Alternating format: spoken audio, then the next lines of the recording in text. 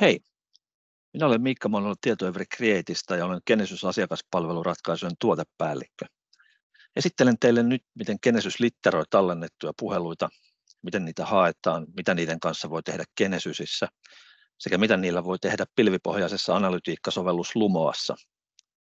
Genesyksessä voi tosiaan määritellä, miten puheluita tallennetaan useilla eri tavoilla. Esimerkiksi kaikki puhelut voidaan tallentaa tai tiettyihin jonoihin tulevat puhelut voidaan määritellä tallennettaviksi. Ja tallenteille voidaan myös määritellä, litteroidaanko ne vai ei. Genesys tukee useita eri kieliä ja myös suomen kielen litterointi toimii siinä erinomaisesti. Tallenteita voi hakea reaaliseurannan kohdalta työtiloista. Eli avaan sen täältä. Ja tänne olen tehnyt valmiiksi näkymän tekstipohjaista sisällönhakua varten. Tässä on muutamia testipuheluita, jotka sisällöltään liittyvät operaattoriliiketoimintaan.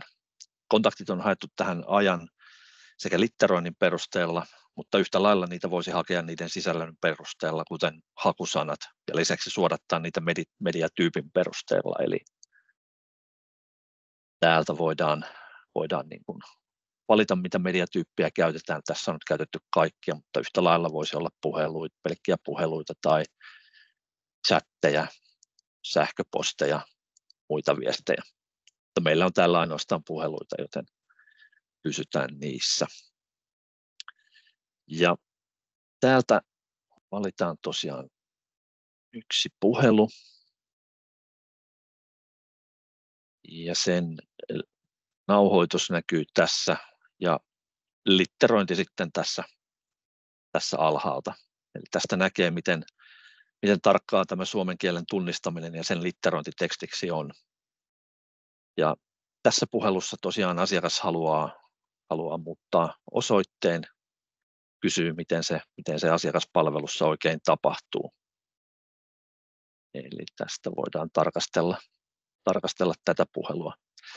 Ja jos tämä puhelun tosiaan haluaa kuunnella, niin koko puhelun kuuntelun voi aloittaa tästä kohdasta.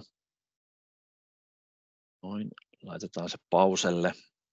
Ja lisäksi jos halutaan kuunnella puhelua jostain tietystä kohdasta, esimerkiksi tässä, missä asiakas luettelee osoitetta, niin voidaan klikata sinne ja aloittaa sitten kuuntelu tältä kohdalta. Ja muita toiminnallisuuksia tässä näkymässä esimerkiksi on tämän puhelun tiedot. Eli tässä näkee aloitusaika, lopetusaika, mikä oli puhelun suunta, että oliko saapuva vai lähtevä puhelu, mihin jonoon se tuli, kauanko se kesti, kenelle asiakaspalvelijalle se tuli, ynnä muuta. Lisäksi täällä on aikajana, jossa myös näkyy tunnistettu asiakaspuhelinnumeron perusteella, Maunulla Miikka, kuinka kauan puhelu oli IVR:ssä, kuinka kauan se jonotti ja hälytti asiakaspalvelijalla ja kuinka kauan sitten kontaktin käsittely ja jälkityö kesti. Laatuyhteenvetoa tälle ei ole tehty, transkriptio käsiteltiin, mutta lisäksi täällä on myös kirjausketju, joka on tehty GDPR-säännösten täyttämiseksi. Eli täältä näkee, mitä tallenteille on tehty, kuka sitä on kuunnellut ja koska. Eli se hetken aikaa tässä hakee ja täältä tulee sitten tosiaan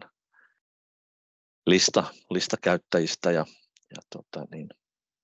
mitä he ovat tälle tallenteelle tehneet ja koska. Seuraavaksi näytän sitten, mitä näille litteroiduille tallenteille voidaan tehdä analytiikkasovellus Lumoan avulla. Eli avataan Lumoa tähän valmiiksi. Ja tosiaan nämä litteroinnit voidaan siirtää Genesys Cloudista API-rajapinnan avulla tai eksportattuina massasiirtoina tuonne analytiikkasovellus Lumoaan. Ja Lumo on suomalainen pilvipohjainen analytiikkaratkaisu, jonka avulla voidaan analysoida ja jäsentää suuriakin tietomassoja asiakkaiden haluamalla tavalla. Ja Lumo hyödyntää tekoälyteknologiaa ja large language modelia tekstien analysointiin. Ja tyypillisiä käyttötapauksia on asiakaspalautteen, digitaalisten kanavien viestien, niin kuin chattien, sähköpostien sekä erilaisten puhelutallenteiden analysointi haluttujen kriteerien perusteella. Ja tässä tapauksessa meidän testipuhelumme litteroinnit on viety Lumoan analysoitaviksi ja olen tehnyt niitä varten valmiiksi tämän näkymän, eli avataan tämä tästä. Ja tässä tosiaan tulee ensin tällainen statistiikka, eli paljonko puheluita oli. Ja me tosiaan käytimme tässä kriteereinä sitä, että onko asiakkaan ongelma ratkennut ja minkälainen oli sitten tämä asiakkaan lopputunne tämän puhelun jälkeen. Kelataan vähän alemmaksi näihin puheluihin. Eli tässä on tosiaan kaikki nämä litteroidut puhelut, ja Lumo on jokaisesta tehnyt tällaisen tiivistelmän. Ja tosiaan se keskustelu on tiivistetty pariin lauseeseen, ja jos tosiaan avataan se osoitteen vaihtoon liittyvä puhelu, eli tässä se on tiivistetty, asiakas haluaa päivittää osoitetietonsa asiakaspalveluun, ja ongelmana oli osoitteen päivittäminen. Ja tästä voidaan klikata tosiaan puhelu auki, eli tässä näkyy sitten tämä keskustelu. Ja tosiaan tekoälyn perusteella, Large Language Modelin perusteella, Lumo on määritellyt, tuliko asiakkaan ongelma ratkaistuksi, eli kyllä tässä tapauksessa se tuli, ja mikä oli asiakkaan lopputunne, ja asiakas oli tästä tyytyväinen, eli lopputunteena on merkitty ilo. Ja tähän voi myös lisätä muita tällaisia parametreja tai attribuutteja tähän puheluihin liittyen, eli tässä käytettiin nyt jonotusaikaa ja asiakaspalvelijan nimeä, mutta tähän voisi valita muutakin dataa, joka sitten koetaan hyödylliseksi siinä analysoinnissa, eli voisi olla vaikka puhelun ajankohta tai puhelun kesto tai mihin jonoon se puhelu tuli, että näitä vaihtoehtoja on paljon.